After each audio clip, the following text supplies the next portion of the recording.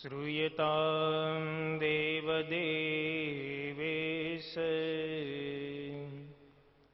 स्वामीनारायण प्रभु त्वदीयेनावधानेन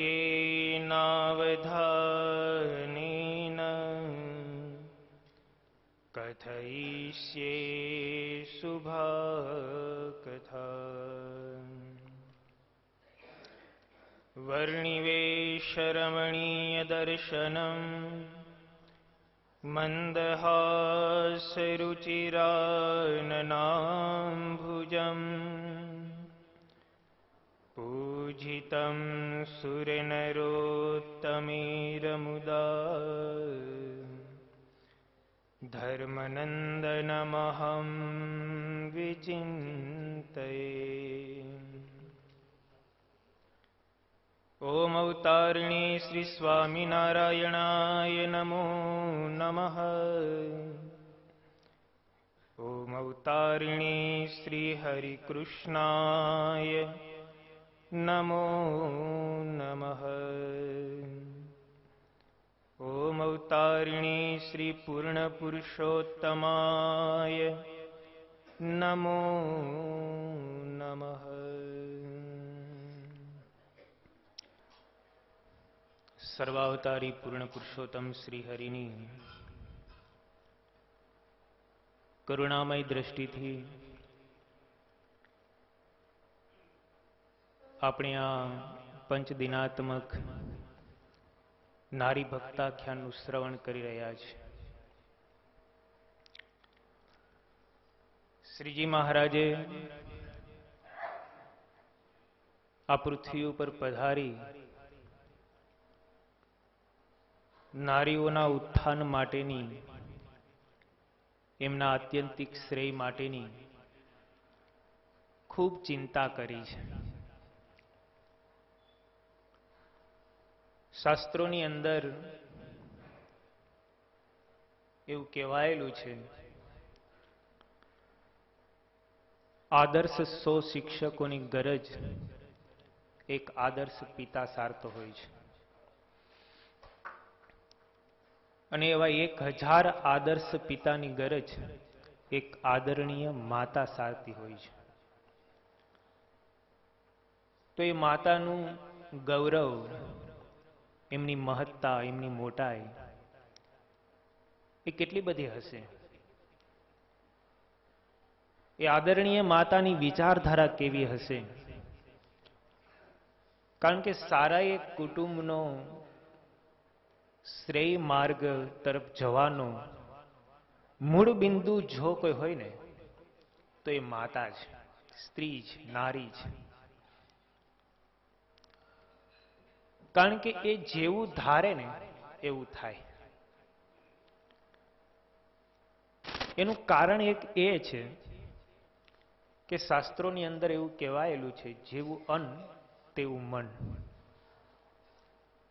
તમે જેવું અન્ન ખાઓ ને એવું તમારું મન થાય.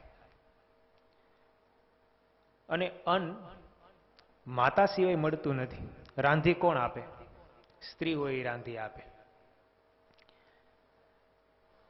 અને અન્નનો એવો સ્વભાવ છે, સ્વાભાવિક રીતે એ જેનો સ્પર્શ કરે ને અન્ન, ભલે અન્ન જડ રહ્યું, પણ એ જેનો સ્પર્શ કરે ને એના ગુણ એનામાં તરત આવે.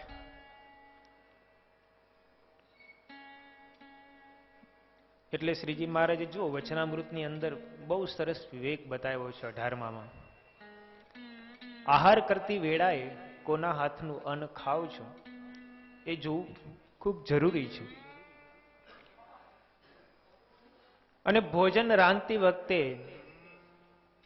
સ્ત્રીના વિચારો જો સાત્વિક હોય અને એમાંય જો ભક્તિમતી વાળી સ્ત્રી હોય અને ભગવાનને ભોગ લગાવો છે એવા વિચારથી જો થાળનું નિર્માણ થતું હોય, એ થાળ બનાવાતો હોય તો એ પ્રસાદ બની જાય છે. અને એવું અન્ન જ્યારે મનુષ્ય જમે છે ને ત્યારે એમની વિચારધારાઓ કંઈક અલગ હોય છે. સજ્જનોને ત્યાં સજ્જનો જ પાકે છે ને દુર્જનોને ત્યાં દુર્જનો જ પાકે છે, એવું કેમ બને છે?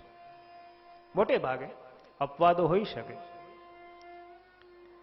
જેના ઘરની અંદર રસોઈ કરતી વ્યક્તિ વેળાએ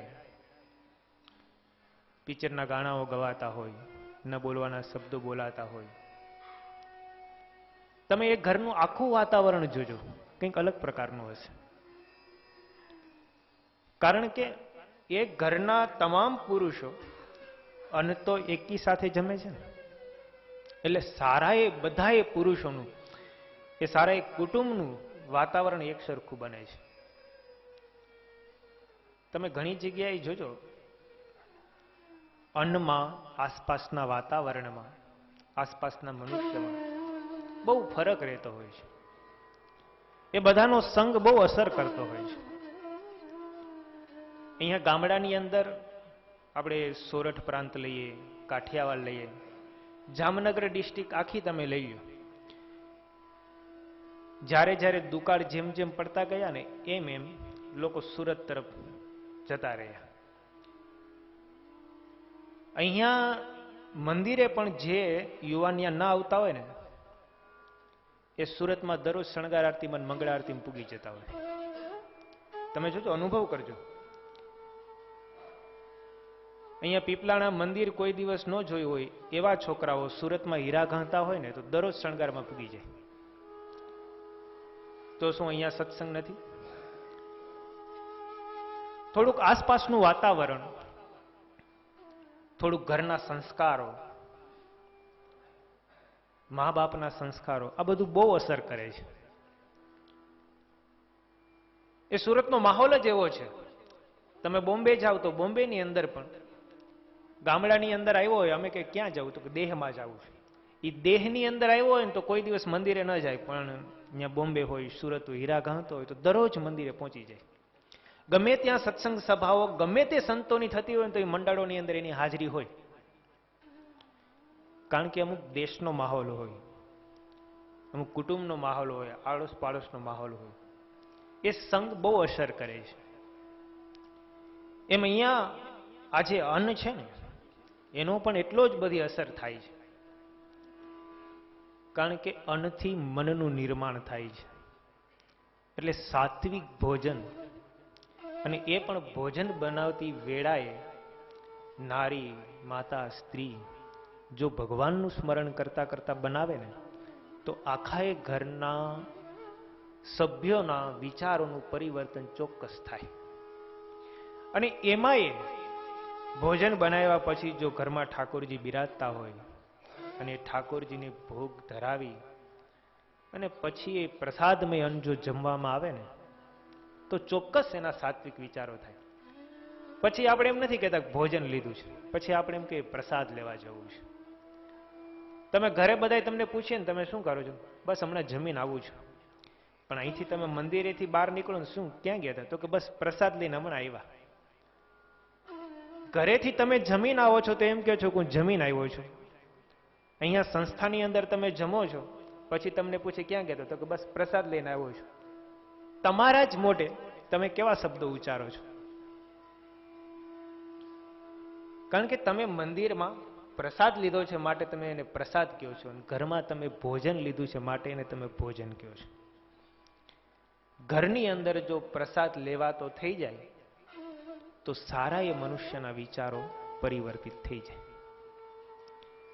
એવું નથી, ઘણા સત્સંગીના ઘરની અંદર 3 ટાઈમ થાળ ધરાવાતો હોય છે. તમે એના વિચારો જોજો. કારણ કે એ બધું જ મારું કહેવાનું એ છે કે આખા એક કુટુંબના વિચારોને સાત્વિક બનાવવાનું શ્રેય નારી જો પોતાના હાથમાં ધારે તો લઈ શકે.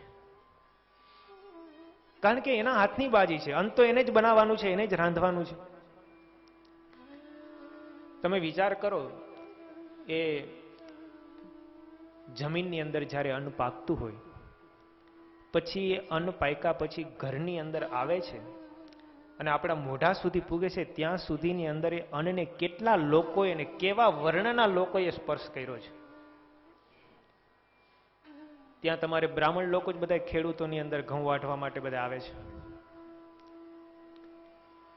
એ તમે જ્યાં દળાવવા માટે જાઓ છો ત્યાં બધા શુદ્ધ પવિત્ર બ્રાહ્મણોના હાથનું જ બધું હોય છે.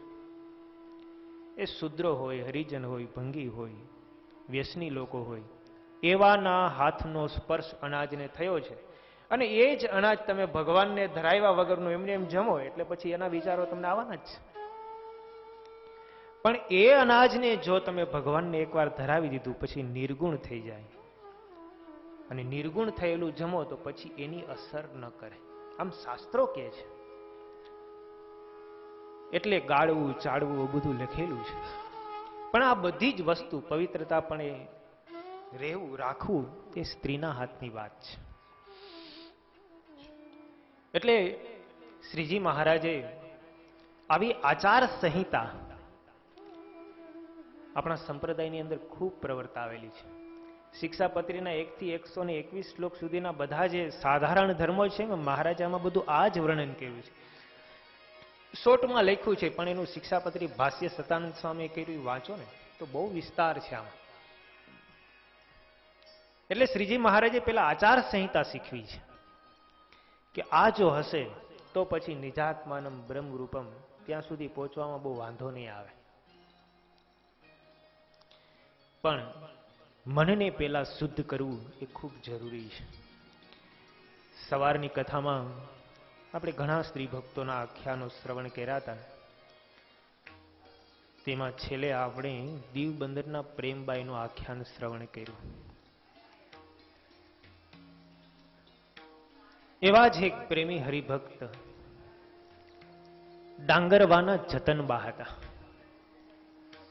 ઉત્તર ગુજરાતની અંદર ડાંગરવા ગામ આવેલું. આ ગામની અંદર વેણીદાસ પટેલ કરીને રહેતા હતા. એમના દીકરીનું નામ જતનબા હતું. એ બાળ બ્રહ્મચારીની હતા. એમને લગ્ન કર્યા નહોતા. એમ સાંખ્યોગી દીક્ષા પણ લીધી નહોતી. આજીવન એમને એમ બ્રહ્મચર્ય વ્રત પાડી અને જીવન ગુજરાન કરતા હતા. એક વખત મહારાજ એમને ત્યાં પધાર્યા. ગામમાં ખૂબ એમની આબરૂ હતી. વેણીદાસનું નામ હતું. મહારાજ ત્યાં પધાર્યા એટલે જતનબાએ મહારાજને પોતાના ઘરની અંદર એક સુંદર ઘોડો હતો ને ઘોડો અર્પણ કર્યો. મહારાજ ખૂબ રાજી થયા. મહારાજે જતનબાઈની ભક્તિ જોઈને, એમની પ્રેમ અને લાગણીને જોઈને મહારાજે જતનબા ઉપર હાથ મૂક્યો છે. એકવાર મહારાજ ડાંગરવા પધાર્યા. મહારાજને થોડીક વડતાલ જવાની ઉતાવળ હતી. મહારાજ તરત નીકળી ગયા. જતનબાને મનમાં ખૂબ દુઃખ થયું. જતનબાએ મનમાં વિચાર કર્યો કે આપણા એવા પુણ્ય ઓછા પડતા હશે, પરિણામે મહારાજ આપણે ત્યાં રોકાણા નહીં. અને પછી તો જતનબાએ જપ તપ ને વ્રત શરૂ કરી દીધા કે હવે તો મહારાજ પધારે ને પછી આ વ્રત છોડવા છે. ઉપવાસો ઉપર ઉપવાસો શરૂ કર્યા. એક ટાઈમ જમે, ક્યારેક ક્યારેક તો ફળાહાર કરે અને ક્યારેક તો નકોરડા ઉપવાસ કરવા લાગ્યા.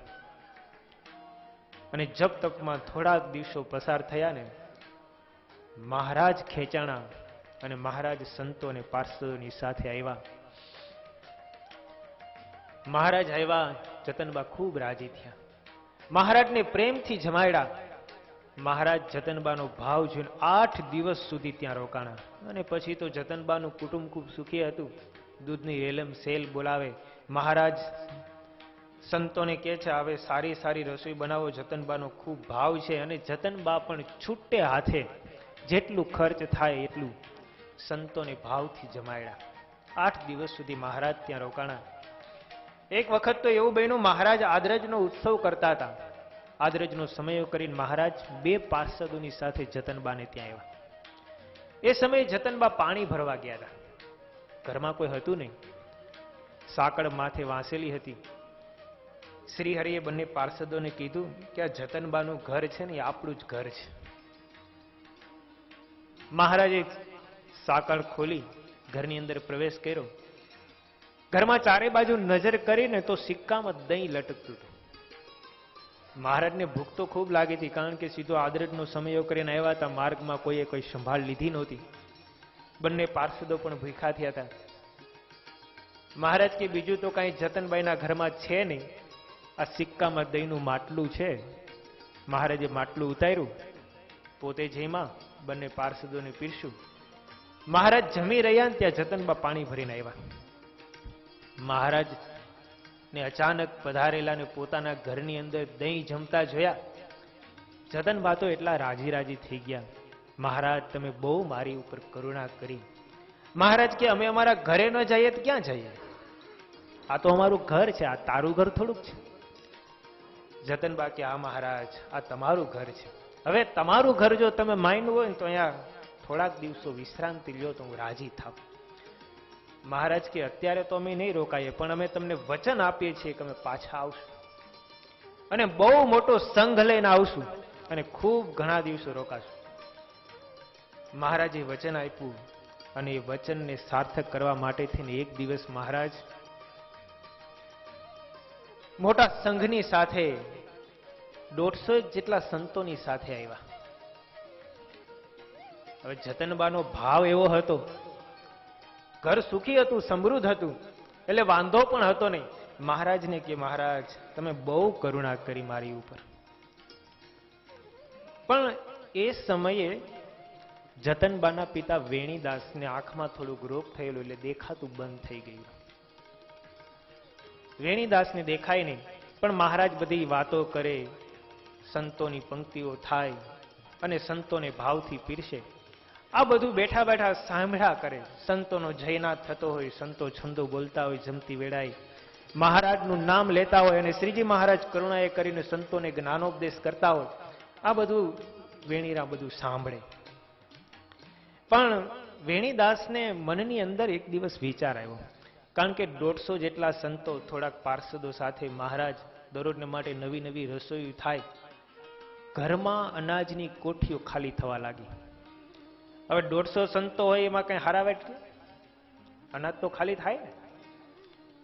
7 મોટી મોટી કોઠીઓ ભરી હતી, એકની અંદર એ પણ અડધી રહી. વેણીદાસ દરરોજ થોડુંક મન સંકોચિત, પણ જતનબાનું મન બહુ ઉદાર. વેણીદાસ આંખે દેખાય નહીં એટલે કોઠી પાસે જઈ અને કોઠીને સહેજ આમ ખખડાવે. બોધો અવાજ આવે એટલે આ કોઠી ખાલી છે એવું કે. એક કોઠી ખાલી, બીજી કોઠી ખાલી, ત્રીજી કોઠી ખાલી, 6 કોઠી ખાલી થઈ ગઈ. 7મી કોઠીમાં ઉપરથી બોધું બોલ્યું, નીચે સહેજ અવાજ આમ ધરબો આવ્યો કે હા અડધી ભરી છે. વેણીદાસે પોતાની દીકરી જતનબાને બોલાવીને કીધું, જતન, હવે મહારાજ જો જતા હોય ને તો જવા દેવા, કોઠીઓ ખાલી થઈ ગઈ છે. હવે વાવણી પૂરતું થોડુંક અનાજ બચ્યું છે. હવે જો મહારાજ રોકાશે ને કોઠીઓ બધી ખાલી થઈ જશે તો મહારાજને જમાડશું શું? હવે તું બહુ આગ્રહ કરતી નહીં. આ જતનબા અને વેણીદાસ બંનેની વાતોને મહારાજ સાંભળી ગયા. ઓરડામાંથી જતનબા બહાર નીકળ્યા ને એટલે મહારાજે કીધું, શું જતન, વેણીદાસ શું કહે છે? જતનભાઈ કે ના મહારાજ, પિતાજી તો એમ કહે છે કે મહારાજ રોકાતા હોય ને તો હજી રોકજે, મહારાજને જવા દેતી નહીં. આવા મહારાજ સર્વોપરી ભગવાન આટલા આટલા સંતોને લઈને આવ્યા, આવો લાભ આપણને પાછો કેદી મળશે? માટે મહારાજને આગ્રહ કરીને રોકજે અને જવા દેતી નહીં, આવું બાપુ કહેતા હતા. જતનબાઈની વાત સાંભળીને મહારાજ એટલા બધા રાજી થઈ ગયા કે આ જતનબાઈનો ભાવ તો જો. 7 કોઠીઓ ખાલી થવા આવી છે, અનાજ ઘરમાં ખૂટી ગયું છે, તોય જતનબા એમ કહે છે કે મહારાજ હજી તમે રોકાવ તો વધારે સારું. મહારાજ રાજી થઈને હાથમાં સોટી હતી ને, ઓલી 7 કોઠીઓને સોટીઓ અડાડી અને બધી જ અનાજની ભરાઈ ગઈ. જતનબાને કે હવે વેણીદાસને કહેજો પાછા ટકોરા મારી દે. અને વેણીદાસ ને એટલો બધો આનંદ થયો કે આ તો મહારાજ છે અને મેં મહારાજ પ્રત્યે આવો ભાવ કર્યો. મહારાજની માફી માગી. મહારાજ કે આમાં માફી માંગવાનું નથી, તમારે ત્યાં સંતો આટલું રોકાણા, તમારી દીકરીનો ભાવ છે ને અમે રોકાણા છે, તમારી દીકરીની ભક્તિ છે ને એની ભક્તિની દોરીથી અમે વશ થઈ ગયા છે. આવી રીતે જતનબાના ભાવને પૂર્ણ કરી અને મહારાજ એમના મનોરથો પૂર્ણ કર્યા છે. એક વખત 1869નો દુષ્કાળ પડ્યો. મહારાજ ગામો ગામ ફરતા હતા, સત્સંગીઓની સંભાળ લેતા હતા. કોઈને કષ્ટ હોય તો મહારાજ મદદ કરતા હતા. કોઈ સુખી હોય તો એની પાસેથી થોડુંક દ્રવ્ય મહારાજ લે અને ગરીબ માણસ હોય ને ત્યાં મહારાજ આપી આવે. આવું મહારાજ ગામો ગામ ફરી ગરીબોને સહાય કરે અને અમીર લોકો પાસેથી અનાજ થોડોક વધારાનો સ્ટોક હોય ને ત્યાંથી લઈ લઈને ગરીબ માણસોને આપતા જાય. આમ કરતા કરતા મહારાજ ડાંગરવા પધાર્યા. જતનબા ભેંસ દોતા હતા. ભેંસ દોય ને પછી જતનબાએ એક કોદરાની ઘેંસ બનાવી હતી, એટલે ઘેંસ હલાવા બેઠા. એ જ અરસાની અંદર મહારાજે અંદર પ્રવેશ કર્યો. જતનબા ઘેંસ હલાવે, મહારાજ બાજુમાં બેઠા અને ચૂલા ઉપર ઘેંસ ચડતી હતી એટલે એને વારે વારે હલાવી પડે. એવામાં અચાનક જતનબાને ઢોર છોડવાનું થયું. જતનબા મહારાજને કે મહારાજ તમે પધાર્યા છો, માણસો પણ કોઈ છે નહીં, તમે એક કામ કરો ને, તમે થોડીક વાર ઘેંસ હલાવો તો હું ઢોરને છોડી જાઉં. મહારાજને ઘેંસ હલાવવા માટે બેસાડ્યા અને જતનબા ભેંસોને છોડવા માટે ગયા. મહારાજ ઘેંસ હલાવે, ચૂલાની અંદર લાકડા હોરે, લાકડાનો ધુમાડો થાય, મહારાજની આંખો લાલ ચોળ. અને ઘેંસ વસ્તુ એવી છે ને બહુ હલાવે રાખવી પડે, હલાવે નહીં તો તરત ચોટી જાય. એટલે મહારાજ હલાવી હલાવીને પરસેવે રેપઝેપ થઈ ગયા. જતનબાને થોડીક ઢોર છોડવામાં વાર લાગી. મહારાજ જ્યાં ઘેંસ તૈયાર થઈ નીચે ઉતારી, જતનબા એ સમયે આવ્યા. મહારાજને કે મહારાજ ઘેંસ થઈ ગઈ. મહારાજ હસતા હસતા જતનબાને કે જતનબા તમે મને આ ક્યાં રવાડે ચડાવ્યો, આના કરતા બ્રહ્માંડ બનાવવું સારું, પણ આ ઘેંસ હલાવી સારી નહીં. આમાં તો બહુ માથાકૂટ છે. જતનબા હસતા હસતા મહારાજને કે મહારાજ એવું ક્યારેક કરો ને તો ખબર પડે, ભગવાન થવું હેલું છે પણ ભગત થવું બહુ કઠણ છે. મહારાજ કે સાચી વાત છે જતન તારી હો. કહેવાનું શું છે કે એ જતનબાના પ્રેમને વશ થઈ, એમની ભક્તિને આધીન થઈને ભગવાન કેવા કેવા ચરિત્રો કરતા હોય છે. એવા જ એક પ્રેમી હરિભક્ત મહારાજ એમના મનોરથને પૂર્ણ કરવા માટે થઈ અને સારંગપુરમાં બિરાજતા હતા. ત્યાંથી સીધા જ કારિયાણી પધાર્યા. એ ભક્ત હતા કારિયાણીના સીતબા. કારિયાણીના માચા ખાચરના ભત્રીજા વસ્તા ખાચર હતા. આ વસ્તા ખાચરના પત્નીનું નામ સીતબા હતું. મહારાજના પ્રત્યે ખૂબ ગાઢ ભક્તિ, અનન્ય નિષ્ઠાથી જોડાયેલા, સર્વ ક્રિયાની અંદર મહારાજનું સ્મરણ કરે, મહારાજનું ભજન કરે. અંતરમાં એક વખત એવો વિચાર થયો, ચોમાસાનો સમય હતો, વર્ષા ઋતુ વર્તી, વરસાદ ખૂબ પડતો હતો. સીતબા ઘરની અંદર બેઠા હતા. બેઠા બેઠા મહારાજમાં વૃત્તિ સ્થિર થઈ ગઈ અને મહારાજના વિચારોમાં ને વિચારોમાં મહારાજના વિચાર કરવા લાગ્યા કે મહારાજ અત્યારે ક્યાં હશે, શું કરતા હશે. આવો અનરાધાર વરસાદ પડે છે, મહારાજના વસ્ત્રો પલળી ગયા હશે તો મહારાજને કોણ નવા વસ્ત્રો બદલાવી આપતું હશે. એવા વિચારમાં ને વિચારમાં ઘરનું કામ કરે. ઘરના કામ કરતા કરતા મનમાં વિચાર થયો કે મહારાજ જો કદાચ હમણાં આવે, વસ્ત્રો પલળી ગયા હશે અને વરસાદને કારણે ગરમ પાણી મારે એને સ્નાન કરાવવું, કારણ કે ઠંડી બહુ લાગી હશે તો ગરમ પાણીથી સ્નાન કરાવીશ તો ઠંડી ઉડી જશે. એમ કહીને તાંબા પત્ર તૈયાર કર્યું. એક સરસ મજાનું પિતાંબર ઘરમાં હતું, એ કબાટમાંથી બહાર કાઢ્યું. એ પટારામાંથી પિતાંબર બહાર કાઢીને મૂક્યું અને મહારાજ કદાચ મારી પાસે જમવાનું માગે તો શું કરવું? બહાર તો ખૂબ વરસાદ છે, લાકડાઓ બધા પલળી ગયા છે.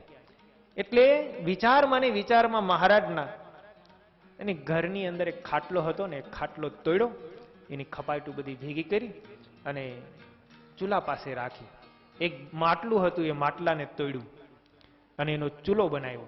મહારાજ હમણાં જ આવશે એવા ભાવમાં ને ભાવમાં બધું કરવા લાગ્યા. મહારાજ હજી નથી આવ્યા. આ બાજુ કારિયાણીની અંદર સારંગપુરમાં જીવા ખાચરના દરબારની અંદર મહારાજ પોઢ્યા હતા. મહારાજ ને અચાનક ઊંઘ જાગી ગઈ. બાજુની અંદર માત્રા ધાધલ બેઠા હતા. માત્રા ધાધલ અચાનક મહારાજને જાગેલા જોઈને કહે છે કે મહારાજ કેમ સફાળા બેઠા થઈ ગયા? તો કે અમને કોઈ ભક્ત યાદ કરે છે. એટલું બોલીને મહારાજ તરત માણકી ઘોડી હતી ને માણકી ઘોડીને પેગડું માર્યું અને આકાશ માર્ગે તરત મહારાજ કારિયાણી આવ્યા. આ બાજુ સીતબા પોતાના શયનખંડની અંદર બારીએથી ડોક્યું કરીને જુએ કે મહારાજ ક્યારે પધારે ને ક્યારે હું મહારાજને સરસ મજાની રસોઈ કરીને જમાડું. ત્યાં તો મહારાજ માણકી ઘોડી ઉપર આકાશ માર્ગે આવતા જોયા.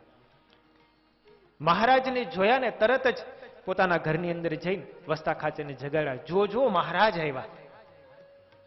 ત્યાં તો મહારાજ ઘરના દ્વાર સુધી પહોંચી ગયા.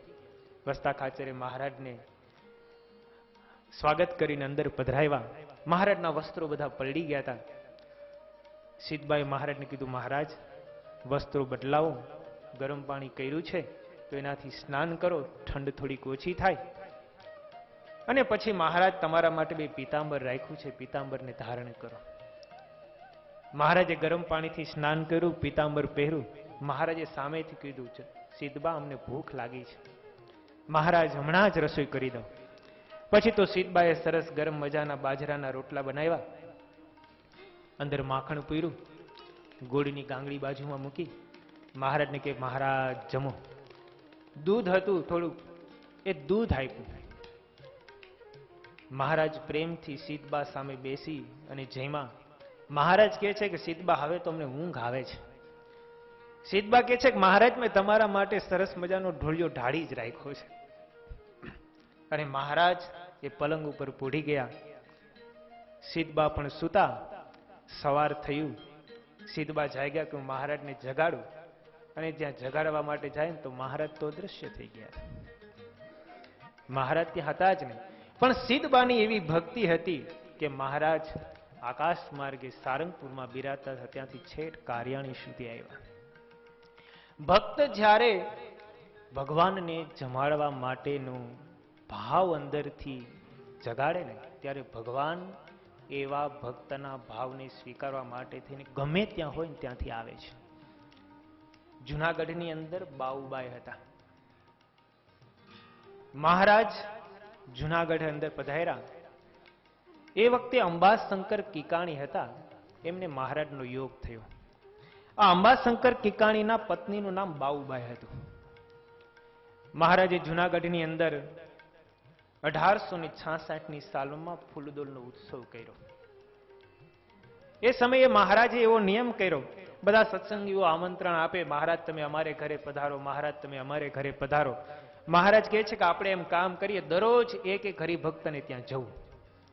મહારાજ કે આપણે 8 દિવસ અહીં જુનાગઢમાં રહીશું. જે હરિભક્તોનો ભાવ હશે હરિભક્તોને ઘરે જઈને આપણે એમના ભાવનો સ્વીકાર કરવો. મહારાજ દરરોજને માટે એક પછી એક હરિભક્તના ઘરે જમવા માટે જાય. આ બાઉબાએ મનની અંદર વિચાર કર્યો કે મારે મહારાજને આમંત્રણ નથી આપવું. બધાય કહે છે કે ભગવાન છે અને ભગવાન હોય તો અંતર્યામી હોય, તો પછી મારે આમંત્રણ આપવું નથી. પણ મહારાજ મારે ઘરે આવીને સામેથી મારે ઘરેથી જમવાનું માગે ને તો હું મહારાજને જમાડું. મનમાં બાઉબાઈ નક્કી કર્યું કે મહારાજ મારે ઘરે આવશે, સ્નાન કરવાની ઈચ્છા દર્શાવશે એટલે હું મહારાજને મારી ત્રાંબા કુંડી આપીશ, મહારાજને પછી પીતાંબર પહેરાવીશ અને પછી મહારાજને જમાડીશ. આવો મનમાં બાઉબાઈએ ભાવ કર્યો. મનની અંદર એમ પણ નક્કી કરી લીધું કે મહારાજ 8 દિવસ રોકાવામાં છે, એમાં 6ઠે દિવસે જ મારે ત્યાં પધારશે. પોતાના પતિને કીધું કે આપણે મહારાજને આમંત્રણ નથી આપવું હો. મહારાજને આમંત્રણ આપીએ અને મહારાજ આપણે ત્યાં પધારે તો આપણા ભાવમાં કચાશ કહેવાય. આમંત્રણ વગર જો મહારાજ પધારે તો આપણે જાણીએ કે અંતર્યામી છે ને આપણી ભક્તિ છે એ સાચી છે. બાઉબાઈએ બધી તૈયારી કરી રાખી. મહારાજ જે દિવસે પધારે એવો સંકલ્પ કર્યો ને એ જ દિવસે મહારાજ મૂળજી બ્રહ્મચારી અને ભગુજીની સાથે ત્યાં આવ્યા. ઘરનું દ્વાર ખખડાયું. બાઉબાઈએ દ્વાર ખોલ્યું તો મહારાજ મૂળજી બ્રહ્મચારી અને ભગુજી સામે ઉભા. તરત જ પોતાના પતિને કીધું કે આવો આવો, જુઓ મહારાજ પધાર્યા છે. અને પછી તો પોતાના મનમાં જે દિવસ નક્કી કર્યો તો એ જ દિવસે મહારાજ આવ્યા એટલે અંદરથી અંદર હોશ જાગી કે હવે તો મહારાજને ગરમ પાણીથી સ્નાન કરાવું. મહારાજને સ્નાન કરાવ્યું, પહેરવા માટે પીતાંબર આપ્યું. મહારાજને માટે સરસ મજાનો બાજોટ શણગારી રાખ્યો હતો. મહારાજને માટે બાજોટ શણગારી રાખ્યો તો કીધું મહારાજ આ બાજોટ ઉપર બિરાજો. મહારાજ બાજોટ ઉપર બેઠા. મહારાજ કે બાઉબાઈ અમારા માટે તમે શું બનાવશો? મહારાજ આ તો તમે માગો ને એ ભોજન બનાવીને જમાડું. મહારાજ કે અમારે કઈ ઈચ્છા નથી, તમને જે મનમાં ઉગે ને એ જમાડો. મહારાજ કે તો પછી તમે એક કામ કરો, અમારે ભજીયા જમવાની ઈચ્છા છે. બાઉબાઈએ સરસ મજાના ભજીયા બનાવી દીધા. મહારાજ પ્રેમથી આરોગ્યા. મહારાજ એમની ભક્તિ ઉપર રાજી થઈ ગયા. મહારાજ બાઉબાઈને કે બાઉબાઈ માગો માગો, આજ તો તમે જે માગો ને વરદાન આપો. બાઉબાઈ હાથ જોડીને કહે છે કે મહારાજ મારે તો બીજી કોઈ કામના નથી, મારે 4 દીકરા છે. તમે સર્વેશ્વર નારાયણ છો, સામે ચાલીને મારા સંકલ્પને પૂર્ણ કરવા પધાર્યા છો. અમારે 4 દીકરાને સત્સંગ રહે ને એવી કૃપા કરજો. મહારાજ રાજી થઈ ગયા. મહારાજ રાજી થઈને કહે છે જાઓ, તમારા 4 દીકરાને નહીં, તમારી 21 પેઢી સુધી સત્સંગ રહેશે અને 21 પેઢીનું કલ્યાણ અમે જાવ કરીશું. મહારાજ બાઉબાઈને કહે છે કે અમારી મૂર્તિ પણ અમે તમને આપીએ છીએ, તમે જ્યારે સંભાળશો ને ત્યારે અમારી મૂર્તિ તમારી સામે ખડી રહેશે. આ બાઉબાઈનો પ્રેમ હતો. કારણ કે સામેથી જ્યારે અંદરથી ભાવના જાગે ને ત્યારે ભગવાન ચોક્કસ એમના મનોરથ પૂર્ણ કરવા માટે જાય છે. પણ એના માટે પેલા સમર્પિત થવું પડે, કંઈક એને અર્થે કરવું પડે. પણ મનની અંદર સાચી ભાવના ન હોય ને તો ભગવાન કઈ એવા ભક્તના ભાવ પૂરા કરવા માટે નવરા નથી. પેલા કંથકોટના કચરા ભગત, તમે જુઓ તો ખરા ભગવાન કેવો થાય છે. કંથકોટના કચરા ભગત મહારાજ કંથકોટ પધાર્યા એકલા જ, બીજું કોઈ નહીં સાથે. અને એ પણ કેવા સાદા વેશની અંદર, સફેદ ધોતી ધારણ કરી, માથે સફેદ ચાદર ઓઢી, મુંડન તાજું કરાવેલું હતું. એકાકી કંથકોટના કચરા ભગત પાસે આવ્યા. એ સમયે કંથકોટના કચરા ભગતની સ્ત્રી 12 ગામ ગઈ. કચરા ભગત ઘરમાં એકલા, ખૂબ ગરીબ પરિસ્થિતિ, શાકભાજીનો વેપાર કરે, શાક વેચીને રોજે રોજનું પોતાનું ગુજરાન કરે. મહારાજ આવ્યા. પેલા તો મહારાજને ઓળખા નહીં, કારણ કે દરરોજ રાજાધિરાજના વેશની અંદર રહેતા હોય, એ સફેદ ધોતી ને સફેદ ચાદર ઓઢીને આવ્યા હોય, સાદા વેશમાં કેમ ઓળખાય? કચરા ભગતે દૂરથી જોયા, લાગ્યું કે કોઈક વટે માર્ગો હશે, શાકભાજી ખરીદવું હશે એટલે આ બાજુ આવ્યા હશે. મહારાજ પાસે આવ્યા ને, કચરા ભગતે નિરખીને જોઈને, ઓહો આ તો અમારા મહારાજ આવ્યા. કચરા ભગત રાજી રાજી થઈ ગયા. મહારાજે કીધું કે મહારાજ કે કચરા ભગત અમને ભૂખ લાગી છે, ઘરમાં કઈ છે ખાવાનું? કચરા ભગત મનમાં વિચાર કરે, ઘરવાળા બહાર ગયા છે, હવે કરવું શું? મહારાજને કે મહારાજ ઘરમાં છે તો ખરું, આ શાકભાજીમાં તાંદળિયાની ભાજી છે, ઘરમાં લોટ પડ્યો છે, પણ ઘરવાળા બહાર ગયા છે. મહારાજ કે તમને રસોઈ કરતા આવડે? કચરા ભગત કે હા મહારાજ રસોઈ કરતા તો આવડે છે. તો પછી તમે રસોઈ કરો ને, અમારા માટે રસોઈ બનાવી દો, અમે જમીન જશું. કચરા ભગત કે મહારાજ હું રસોઈ કરવા બેસું તો પછી અમારું શાકભાજી કોણ વેચે? અને અહીંયા ખુલ્લામાં શાક પડ્યું છે, હું ઘરની અંદર રસોઈ કરવા જાઉં, કોઈ ગાય આવે અને આ ખાઈ જાય તો ધ્યાન કોણ રાખે? મહારાજ કે અમે ધ્યાન રાખશું. તમે એક કામ કરો, તમે અમારા માટે રસોઈ કરી દો, અમે તમારું શાકભાજી વેચશું. મહારાજ થળા ઉપર બેઠા શાકભાજી વેચવા માટે. કચરા ભગત મહારાજ માટે થાળ તૈયાર કરવા ગયા. રસોડાની અંદર કચરા ભગત થાળ કરે, બારણું ખુલ્લું રાખ્યું. મહારાજ થળા ઉપર બેસીને શાકભાજીનો વેપાર કરે. ગામના લોકો શાકભાજી લેવા માટે આવે એટલે મહારાજ જોખી જોખીને આપે.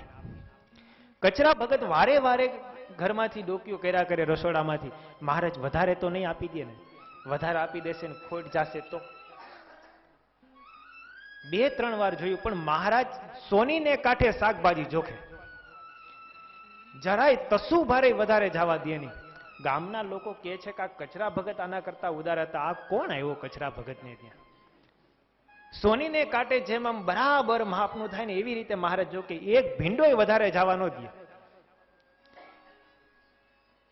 મહારાજ ને પેલા જે ગ્રાહકો હોય ને એ કે તમારા કરતા તો કચરા ભગતને બોલાવો ને, એ અમને વધારે શાકભાજી આપે, થોડુંક નમ તો આપે. મહારાજ કે કચરા ભગત અમારા માટે થાળ કરે છે, કચરા ભગત અમારા ભગત છે, અમારા ભગતને નુકસાન જાય એવું અમે જરાય ન કરીએ, માટે તેટલું તમારે જોઈએ ને સોનીને કાંટે તોલેલું મળશે, તમને એક તસુબાર ઓછું નહીં આપું ને એક તસુબાર વધારે નહીં આપું. પણ મહારાજની મુખાકૃતિને પેલા ગ્રાહકો જુએ એનું કાંટા સમૂહ ધ્યાન નહોતું કે કેટલું આપે છે ને કેટલું નથી આપતા. મહારાજ જોગતા હોય એવા સ્વરૂપના દર્શન કરીને બધા કૃતાર્થ થઈ જતા. 2-3 વાર જોયું ને પેલા કચરા ભગત મનમાં રાજી થાય, મહારાજ ખોટ જવા દે એવા તો નથી. રસોઈ તૈયાર કરી, મહારાજને કીધું મહારાજ હું થોડીક વાર અહીંયા બેસું, તમે રસોડાની અંદર જઈને જમી લ્યો, કારણ કે ધ્યાન તો રાખવું પડે. અને પછી મહારાજ અંદર રસોડાની અંદર જઈને જમ્યા અને પછી મહારાજ ત્યાંથી રવાના થયા. તો વિચાર કરો એ ભગવાન કેવા હશે કે જે હરિભગતના થડે બેહીન શાકભાજી વેચે એવો સેલો ભગવાન ક્યાંથી મળે. એક વખત તો મહારાજ કચરા ભગતને ત્યાં આવ્યા, ભગત બહાર ગયેલા. તમે જુઓ એવી ગરીબ પરિસ્થિતિ હતી. કચરા ભગતની સ્ત્રી ઘરે એકલા હતા, ઘરમાં કઈ અનાજ નહોતું. મહારાજ આવ્યા, મહારાજને જમાડવું શું? અચાનક મહારાજ આવ્યા એટલે ઘરની અંદર કઈ અનાજ નહીં. હવે બાજુમાંથી માગવા કેમ જાવું? અને એવા ગરીબને આપે પણ કોણ? પણ મહારાજ આવ્યા, મહારાજને જમાડ્યા વગર જવા દેવાય નહીં. કચરા ભગતની સ્ત્રી પટારાની અંદર એક લગ્ન થયા હતા ને ત્યારનું પાનેતર પડ્યું હતું. પાનેતર લઈ અને વેપારી પાસે ગઈ. વેપારીને કહે છે આ પાનેતર ગીરવે મૂકું છું અને આના બદલામાં જેટલું ઘી ગોળ ને ખાંડ આવે ને એટલું લાવો. વેપારી કહે છે કે તારો સાડલો વેચાવે એવો કોણ તારે ઘરે આવ્યો છે? પેલી કચરા ભગતની સ્ત્રી કહે છે કે મારે અહીંયા તો રાંક ને રતન આવ્યું છે હાથ. પૂર્ણ પુરુષોત્તમ નારાયણ મારે ઘરે પધાર્યા છે, મારે એના માટે થાળ કરવો છે. અને એ કચરા ભગતની સ્ત્રીએ પોતાનો સાડલો ગીરવે રાખીને મહારાજને માટે થાળ તૈયાર કર્યો. તમે વિચાર કરો એ ભક્તની કેવી બધી સ્થિતિ હશે, એની કેવી ભક્તિ હશે, એની કેવી મોટાઈ આપણે કહી શકીએ. મહારાજને હોશે હોશે જમાડ્યા. મહારાજ રાજી થયા.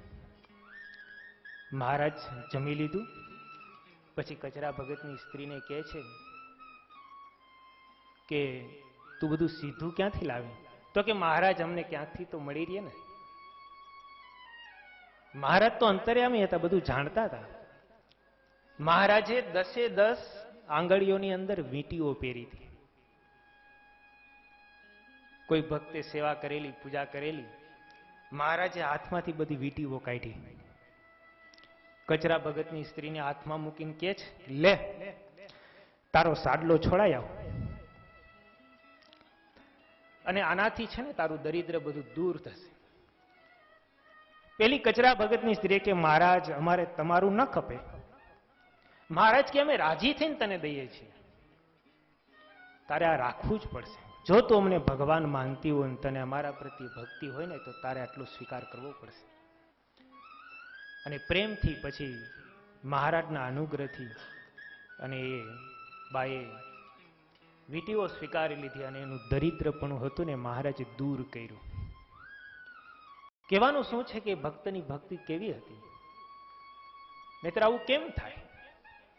ભગવાનને અર્થે અને સંતને અર્થે જ્યારે ન હોય ત્યારે ગમે તેમ કરીને દેવું ને એ બહુ કઠણ છે. એ છે ને કૃપા પ્રાપ્ત કરવાનું એવી જ્યારે તમન્ના જાગે ને રાજી કરવાની ત્યારે આ બધું થાય, નહીતર ન થાય. આપણા અહીંયા પાનેલીની અંદર બાપભાઈ ઘોડાસરા વંથલી ગુરુકુળની અંદર ગુરુકુળનું બાંધકામ ચાલતું હતું. તમે જુઓ મોટા પુરુષ કે ભગવાન જ્યારે રાજી થાય ત્યારે કેવું કરી મૂકે. બાપભાઈ ઘોડાસરા ત્યાં સ્વામી પાસે આવ્યા. વંથલી ગુરુકુળની એ વખતે સ્વામીએ એવી સિસ્ટમ ગોઠવી હતી કે એક રૂમ કોઈને લખાવો હોય તો એના 7,000 રૂપિયા, વંથલી ગુરુકુળની અંદર બાંધકામમાં એક રૂમના 7,000 રૂપિયા સ્વામી રાખ્યા હતા. એ સમયે બાપભાઈ ઘોડાસરા આવ્યા. સ્વામી સભા મંડપની અંદર ઢોલિયા ઉપર હતા, બેઠા હતા. બાપભાઈ દંડવટ કરીને સ્વામી પાસે કીધું, સ્વામી મારે એક રૂમની સેવા કરવી છે. બાપભાઈ કે ઘરમાં છે? રૂપિયા લઈને જ આવ્યા હતા 7,000. ખબર હતી કે 7,000 નો એક રૂમ લખાવાય છે. તો કે ના સ્વામી, ઘરના તો નથી પણ વ્યાજે લઈને આવ્યો છું. સ્વામી કે અમારે તમારા રૂપિયા નથી જોતા, લઈ જાઓ પાછા. બાપભાઈએ સ્વામીને હાથ જોડ્યા. સ્વામીને કે સ્વામી તમારે મને સુખીઓ કરવો છે? જો મને સુખીઓ કરવો હોય તો રૂપિયા લઈ લ્યો. સ્વામીએ સંતોને કીધું લઈ લ્યો રૂપિયાના. અને સ્વામીએ આશીર્વાદ દીધું, જાઓ તમારી ત્યાં ગાડી ઉપર છે. આજે જુઓ એમને ત્યાં એક સમર્થ પુરુષના આશીર્વાદ એમની ત્યાં ગાડી ઉપર. કહેવાનું શું છે કે ભગવાન અને સંતને જે સમયે જ્યારે જોઈએ ત્યારે તમે એને સમર્પિત કરી દો ને, એની કૃપા વરસી જાય. પણ એ તક ગોતવી ને, તક એ ભક્તિ વગર ના આવે. કહેવાનું શું છે કે અવસર ગોતતા જે ભક્તને આવડી જાય ને એ ભક્ત ખાટી જાય.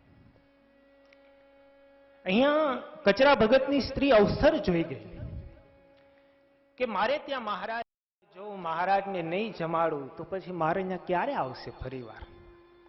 એ અવસર પામી ગયા ને, કામ થઈ ગયું. આ લાલજીભાઈ જો અહીંયા બેઠા છે,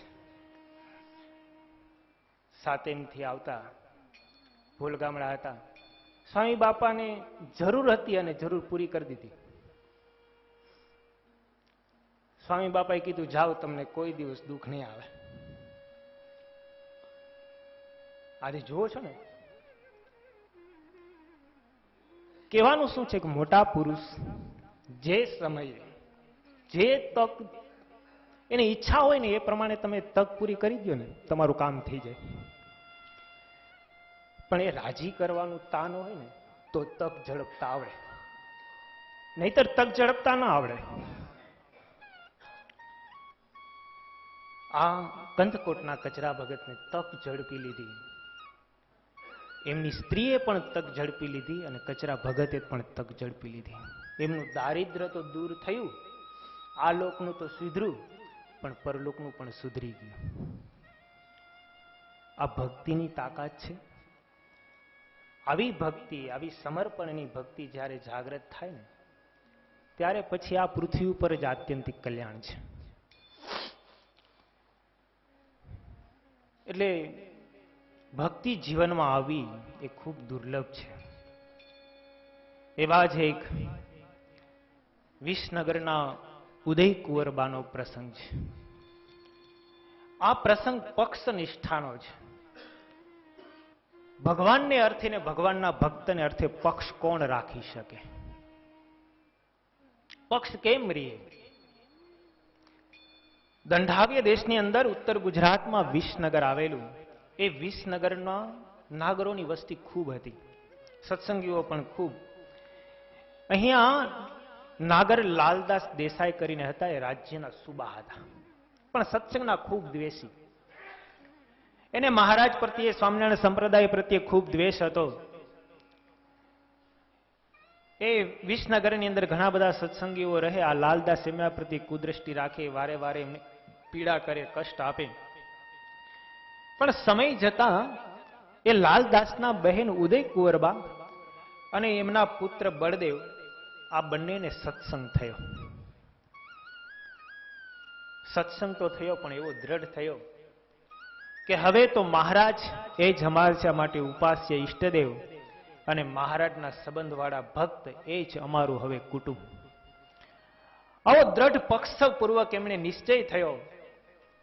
પણ આ લાલદાસ છે ને સુબો, એ સત્સંગીઓને વારે વારે કષ્ટ આપે, વગર વાકે એમને વાંકમાં લે અને તડકાની અંદર બેસાડે. એક સમયે બધા સત્સંગીઓને એકત્રિત કરીને તડકે બેસાડ્યા. ઉદય કુંવરબાને ખબર પડી કે આ બહુ ખોટું થાય છે. મારો ભાઈ વિના વાંકે બધા સત્સંગીઓને કષ્ટ આપે છે, સારું નહીં. ઉદય કુંવરબાએ અને પોતે એમના દીકરા બળદેવજીએ બંને નક્કી કર્યું કે હવે તો આપણે સત્સંગીના દુઃખે દુઃખી અને સત્સંગીના સુખે સુખી. આ ઉદય કુંવરબા અને બળદેવજી બંને જણા સત્સંગીઓને જ્યાં તડકે બેસાડ્યા ને ત્યાં બેઠા. 2 દિવસ થઈ ગયા. લાલદાસના પુત્ર કેશવરામના મનની અંદર થયું કે આપણા ફઈ અને આપણા ફઈના દીકરાને આ રીતે તડકામાં બેઠા આપણી લોકમાં આબરૂ ઓછી થાય. તરત જ કેશવરામ ત્યાં આવ્યો. ઉદય કુંવરબાને બળદેવજીને સમજાવ્યા કે તમને ક્યાં અમે કષ્ટ આપીએ છીએ? તમે શું કામ એને તડકે બેસો છો? એ કેશવરામને ઉદય કુંવરબા કહે છે કે આ સત્સંગી છે ને એ મારા સાચા સગા છે. તું કે તારો બાપ છે ને એ મારા ભાઈ કે મારો ભોજાઈ તું નથી. માટે જા, જો સત્સંગીને જ્યાં સુધી તું તડકે બેસાડીશ ને ત્યાં સુધી અમે તડકે બેસશું, બાકી અમે હવે ઊભા નહીં થઈ. એ કેશવરામને મનની અંદર થયું કે આવી રીતે જો ભાઈ અને ભાઈને તડકે બેસવાનું થાય તો લોકમાં આપણી આબરૂ જાય. લાલદાસ દેસાઈને વાત કરી, પછી તો સત્સંગીઓને બધાને ઉઠાડી મૂક્યા. પણ આ વાતની મહારાજને ખબર પડી. મહારાજ એમની ઉપર ખૂબ રાજી થયા. મહારાજે કીધું કે ઉદય કુંવરબા, તમે તો અમારા સત્સંગીઓનો ખૂબ પક્ષ રાખ્યો છે. મહારાજે એક દિવસ અચાનક ઉદય કુંવરબાને ત્યાં પધાર્યા. ઉદય કુંવરબાએ મહારાજનું સ્વાગત કર્યું. પુત્ર બળદેવજીએ પણ મહારાજને રાજી કરવા માટે થઈ અને મહારાજને મનગમતા પદાર્થો મહારાજને અર્પણ કર્યા. આ વાતની લાલદાસને ખબર પડી કે ઉદય કુંવરબાને ઘરે અત્યારે સ્વામિનારાયણ પધાર્યા છે. એટલે લાલદાસે 30 આરબની બેરક એક સુબાની સાથે મોકલી. સુબો 30 આરબોની બેરક લઈને મહારાજને પકડવા માટે આવ્યો. મહારાજને પકડવા માટે જ્યારે આવે, ઉદય કુંવરબા ખૂબ ચિંતિત થયા. મહારાજ, મારા ભાઈ લાલદાસ સત્સંગનો દ્વેષી છે, તમને પકડવા માટે 30 આરબોની બેરક મોકલી છે, હવે શું કરશું? ઉદય કુંવરબાને મહારાજ કહે છે, કંઈ ચિંતા કરોમાં, એ મારું કાંઈ બગાડી નહીં શકે. એ સુબો જ્યાં મહારાજની પાસે આવ્યો ને, મહારાજના દર્શન કર્યા ને દર્શન કરતાની વેત સુબાને સમાધિ થઈ ગઈ અને અલ્લાહ રૂપે મહારાજના દર્શન થયા. સુબો સમાધિમાંથી જાગ્યો કે ઓહો, આ તો પરવરદિગાર છે, આને થોડા પકડાય. મહારાજને પ્રણામ કરી સુબો ત્યાંથી જતો રહ્યો. લાલદાસને કીધું કે હું એને પકડવા માટે નહીં છું. પણ લાલદાસ બહુ દ્વેષી હતો. એમને અંદરથી ઉદ્વેગ થયો ખૂબ. પોતે લાલદાસ ખુદ મહારાજને પકડવા માટે આવ્યો. મહારાજ પાસે લાલદાસ આવ્યો. લાલદાસને પણ મહારાજે સમાધિ કરાવીને યમપુરીમાં મોકલ્યો અને યમના હાથે એટલો બધો માર મરાયો, ઠમઠોયરો. લાલદાસ બરાડા પાડવા માંડ્યો. પાછો દેહમાં આવ્યો અને તરત જ લાલદાસ મહારાજના ચરણોમાં પડી ગયો. મહારાજ, મને ક્ષમા કરો, મને યમના દૂતો ખૂબ માર મારે છે. મહારાજે કીધું કે તું અમારા સત્સંગીને જેટલું કષ્ટ આપ્યું ને એનું આ બધું ફળ છે. પછી તો લાલદાસને સત્સંગ થયો. ઉદય કુંવરબા ખૂબ રાજી થયા. આવી રીતે ઉદય કુંવરબાએ સત્સંગીનો પક્ષ રાખીને મહારાજને રાજી કર્યા અને મહારાજનો રાજીપો મેળવો. જે ભગવાનનો અને ભગવાનના ભક્તનો પક્ષ રાખે, શ્રીજી મહારાજ વચનામૃતની અંદર કહે છે કે એના ગમે તેવા કામ ક્રોધાદિક દોષ હોય ને તો પણ એ નિર્મૂળ થઈ જાય છે. મહારાજ કહે જેવો સ્ત્રીનો પક્ષ છે, જેવો પુત્રનો પક્ષ છે, જેવો માતા પિતાનો પક્ષ છે, એવો ભગવાનનો અને ભગવાનના ભક્તનો પક્ષ રાખો. મહારાજે લોયાના 3જા વચનામૃતમાં ગુંદાળી ગામના 2 કાઠી હરિભક્તોના નામ લેખા, મામૈયો અને મેરામણ. મહારાજે કીધું એને મામાના સાધુનો પક્ષ રાખ્યો. મહારાજ કીધું મુક્તાનંદ સ્વામીના જેવું કલ્યાણ. નહીતર તો મહારાજના દર્શન પણ નહોતા થયા. કેવળ મામાના સાધુનો પક્ષ. તો એ મહારાજે મુક્તાનંદ સ્વામીની સાથે કલ્યાણ કરી નાખ્યું. આટલો ભગવાનનો અને ભગવાનના એકાંતિક સત્પુરુષનો, ભગવત ભક્તનો પક્ષ રાખવાનો પ્રતાપ છે. આટલું બધું એને સામર્થ્ય અને આટલી બધી મોટાઈ મળે છે. સમર્પણ ને દર્શાવતો બીજો બાલા ગામના કાનુબાઈનો પ્રસંગ છે. ઘણીવાર આ પ્રસંગ ઉપર આપણે વાત કરી છે, પણ જ્યારે સ્ત્રી ભક્તોના આખ્યાનો ચાલે છે, પણ સમર્પણની ઉચ્ચતમ દશા જો કોઈ હોય ને તો આ બાલા ગામના કાનુબાઈની હતી. શાસ્ત્રોમાં કોઈક જગ્યાએ સુત્રેજના કાનુબાઈ એવો પણ ઉલ્લેખ મળે છે. પણ મોટે પ્રમાણે બાલા ગામના કાનુબાઈ, એમના પતિનું નામ પીતાંબર જેઠવા હતું. કુંભાર જ્ઞાતિના હતા. એમને 2 પુત્રો હતા, દેવજી અને પ્રેમજી. મહારાજ પંચાળા ઝીણાભાઈના દરબારમાં પધાર્યા, રંગોત્સવ કર્યો, સંતોની સાથે રાસે રહીમાં. એ સમયે મહારાજના દર્શન કરવા માટે થઈ અને આ કાનુબાઈ ગયેલા.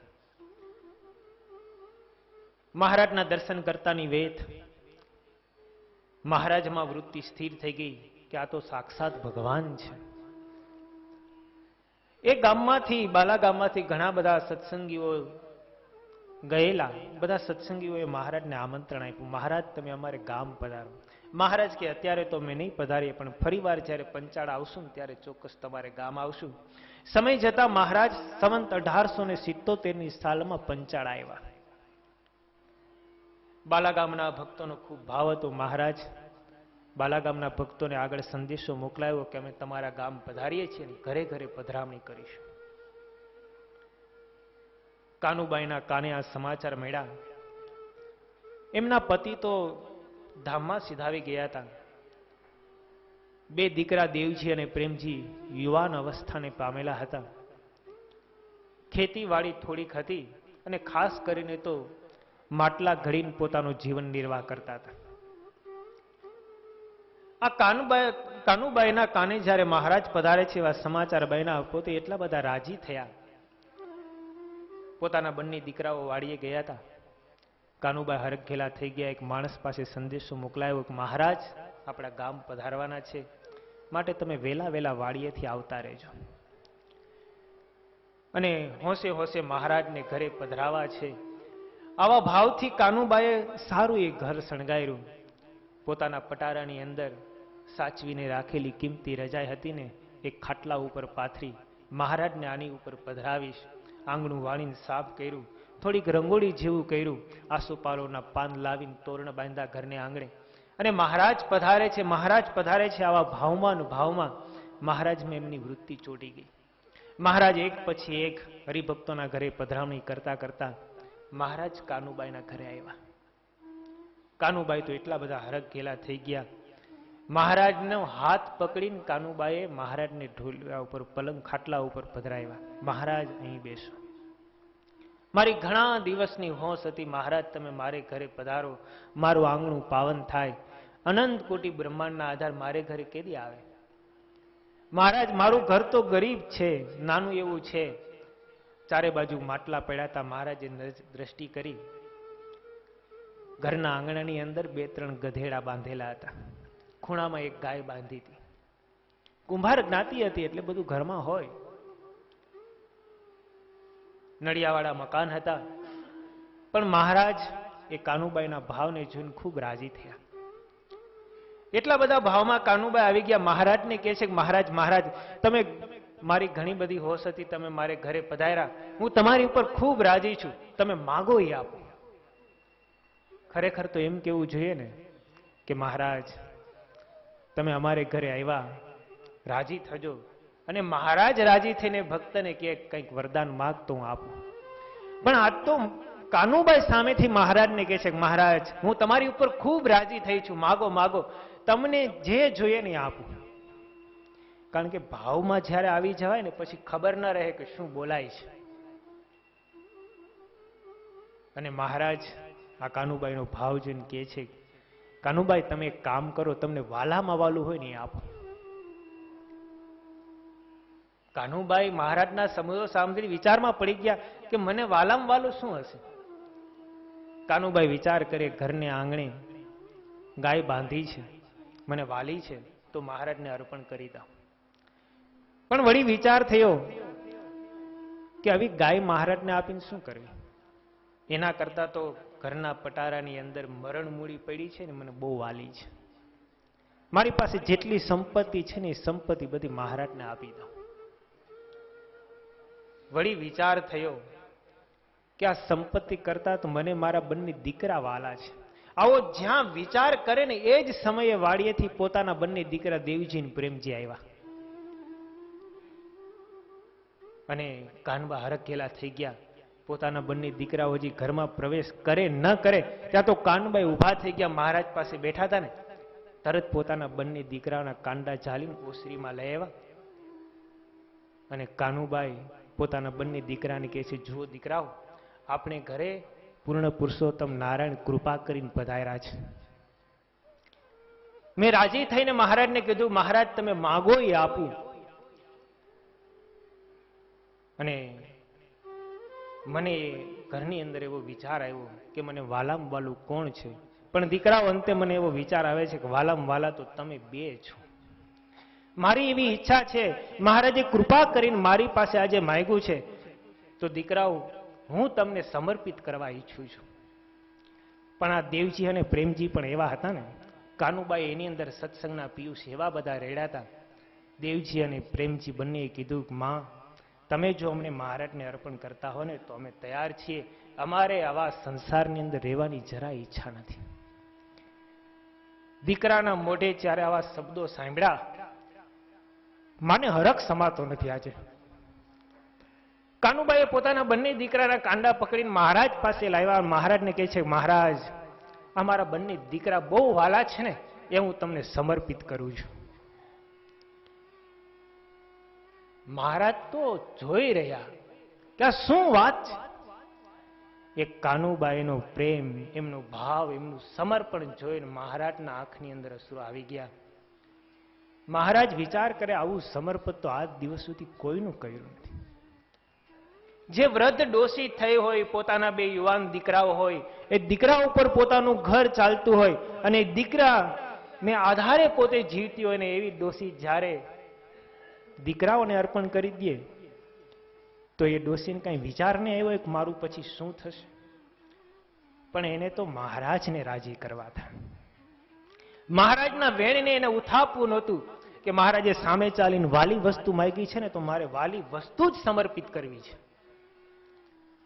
અને મહારાજે પણ એમના ભાવને સ્વીકારી એમના બંને દીકરાના કાંડા પકડ્યા. મહારાજે કીધું કે હવે તમારા દીકરાની જવાબદારી અમારી અને અમે પણ તમને અક્ષરધામમાં લઈ જશું. અને દેવજીને ને પ્રેમજીને પછી મહારાજે સાધુ કર્યા.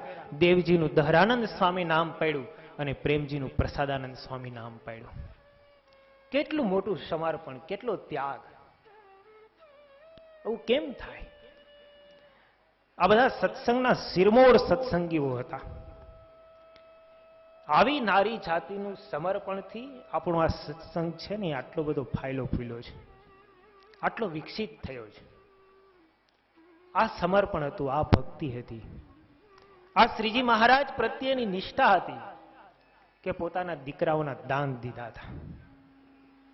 અરે પદાર્થ, વસ્તુ અને માયિક પદાર્થનું તો બધાય દાન આપી શકે અને એ પણ પોતાની પાસે રાખીને આપી શકે, પણ જેને આધારે પોતાનું ઘર ચાલતું હોય, જેને આધારે પોતાનું જીવન ચાલતું હોય એવા દીકરાઓના દાન દેવા ને બહુ મોટી વાત છે. એ એમને એમ નથી થતું. એના માટે બહુ અંદરથી ત્યાગ કરવો પડતો હોય છે. સામેના તત્વને પાસેથી પ્રસન્નતા મેળવવાની ખૂબ જ્યારે આકાંક્ષા જાગે ને ત્યારે આ બધું સમર્પિત થતું હોય છે.